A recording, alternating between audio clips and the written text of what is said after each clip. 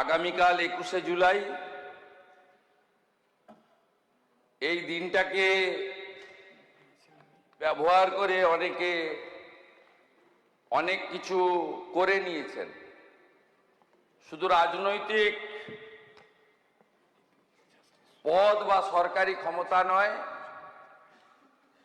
ব্যক্তিগত বিষয় সম্পত্তি, আমেরিকায় গিয়ে চোখের চিকিৎসা, চার্টার ফ্লাইটে ঘোরা, হরিশ চ্যাটার্জি হরিশ মুখার্জি স্ট্রিটে 38টা প্লটের মালিক হওয়া, অসংখ্য প্রাসাদের মতো বাড়ি তৈরি করা, অনেক অনেক কিছু করে নিয়েছেন। কিন্তু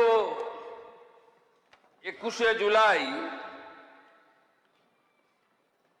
কি হয়েছিল, কেন হয়েছিল, কারা করেছিল, পশ্চিমবাংলার 11 কোটি জনতা জনার্দন এখনো জানতে পারল না। কমিশন অনেক আগে রিপোর্ট দিয়েছে। নিয়ম হলো কমিশনের রিপোর্ট পাওয়ার পরে মন্ত্রিসভাকে জ্ঞাত করে সেটা বিধানসভাতে টেবিল করা যায়, অথবা বিধানসভা না চললে জনসমক্ষে আনা যায়। যেহেতু বিধানসভা চলছে, তাই আমি অন্য কোনো প্ল্যাটফর্ম থেকে এটা করতে পারি না। বিধানসভা আমাদের কাছে মন্দির, গণতন্ত্রের সবচেয়ে বড় মন্দির। সেই বিধানসভাতে আমি এটা সচিব মহোদয়কে দিয়ে দিলাম আপনার অনুমতি নিয়ে। সেখান থেকে যারা চাইবেন অপারেটিং পার্ট চিঠি করলে ফটোকপি পেয়ে যাবেন, যা নিয়ম রয়েছে। বিচারপতি Sushanta Kumar Chatterjee commission of inquiry, স্বরাষ্ট্র রাজনৈতিক দপ্তরের বিজ্ঞপ্তি নম্বর 6256 P/44/12/11 তারিখ 4/11/2011 রাজ্য সরকার কর্তৃক গঠিত 1993 সালের 21শে জুলাই মহাকরণ অভিযানের তদন্ত। কমিশনের পর্যবেক্ষণ সুপারিশে পরে আসার আগে এই কমিশন কাদের কাদের ডেকেছিল? মোট 44 জনকে ডেকেছিল। এর মধ্যে উল্লেখযোগ্য কয়েকটি নাম আমি আপনাদের কাছে রাখছি। 1 নম্বর, লেট বুদ্ধদেব ভট্টাচার্য, প্রাক্তন মুখ্যমন্ত্রী প্রয়াত। Shri N Krishnamurthy chief secretary দিদেন, শ্রী মনীষ গুপ্ত হোম সেক্রেটারি দিদেন, Tusharkanti Talukdar commissioner of police, সব ওই সময়ের।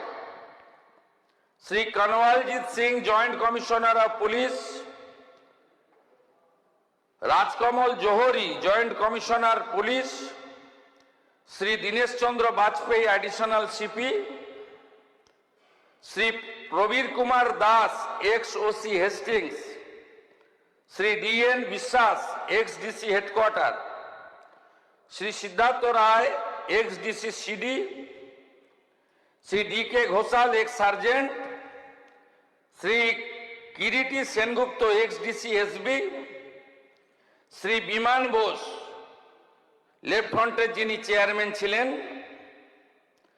সম্ভবত সেই সময় CPIM এর সম্পাদক ছিলেন, শ্রী সোমেন্দ্রনাথ মিত্র, শ্রী প্রদীপ ভট্টাচার্য, শ্রী মঞ্জু কুমার মজুমদার, শ্রী প্রভাস ঘোষ, শ্রী বিশ্বনাথ চৌধুরী, শ্রী সরল দেব, শ্রী কিরণময় নন্দ, শ্রী তপন সিকদার, ডক্টর ওমর আলী, শোভনদেব চট্টোপাধ্যায়, পঙ্কজ ব্যানার্জি, মদন মিত্র,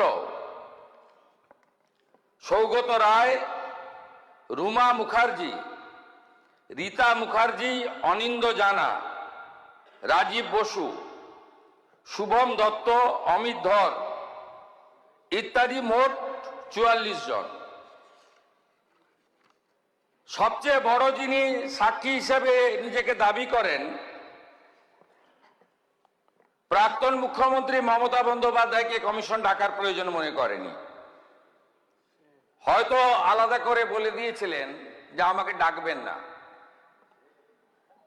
সবাই উপস্থিত হয়েছেন, কেউ কেউ কোশ্চেন হিয়ারিং এর উত্তরও দিয়েছেন পাঠানো প্রশ্নের।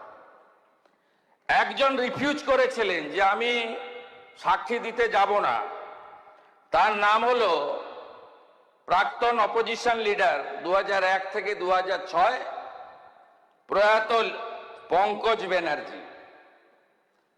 তিনি বলেছিলেন, তার স্টেটমেন্টে ইংরেজিতে রেকর্ড করা আছে, তাই আমি ইংরেজিতেই পড়ছি।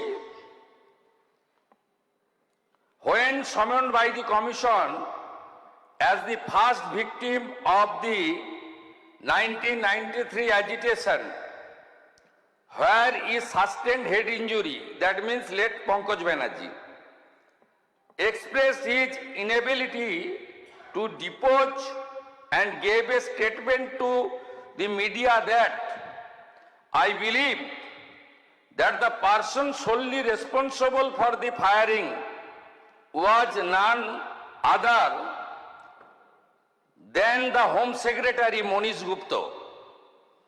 But the culprit has been given a berth in the Mamata Banerjee cabinet. It is quite apparent why the commission could not take his name or hold Monish Gupta responsible. The commission did it under the direction of the powers that be. এই স্টেটমেন্টটা উনি দিয়েছিলেন Times of India 1/1/2015। কমিশনকেও জানিয়েছেন internally আর পাবলিকলিও বলেছেন। আর বাকিরা গেছেন। এই কমিশনের যে ইনকোয়ারি রিপোর্ট, সেই ইনকোয়ারি রিপোর্টে কমিশন যে মূল অবজারভেশনগুলো দিয়েছে, যা এটাতে আছে, পি নীরজ নয়ন প্রিন্সিপাল সেক্রেটারি, এটাতে আমি বাংলা করে আপনাদেরকে বলছি। এক, আইন অনুযায়ী প্রয়োজনীয় যথাযথ নির্বাহী তদন্ত এক্সিকিউটিভ ইনকোয়ারি হয়েছিল বলে কমিশন মনে করে না। সম্পূর্ণ নির্বাহী তদন্ত প্রক্রিয়াটি ন্যায্য, যথাযথ, সরল বিশ্বাসে সম্পন্ন হয়েছে বলে প্রতীয়মান হয় না। নির্বাহী তদন্তের রিপোর্ট এবং সংশ্লিষ্ট অন্যান্য রিপোর্টের অনুপস্থিতি বিচার বিভাগীয় পর্যালোচনার আওতার বাইরে চলে গেছে। ফলে পুলিশি গুলিচালনার যথার্থতা প্রমাণিত হয় না। তৎকালীন পুলিশ কমিশনার তুষারকান্তি তালুকদারের রিপোর্ট আধিকারিকদের বিবৃতির সঙ্গে যথেষ্ট অসামঞ্জস্যপূর্ণ।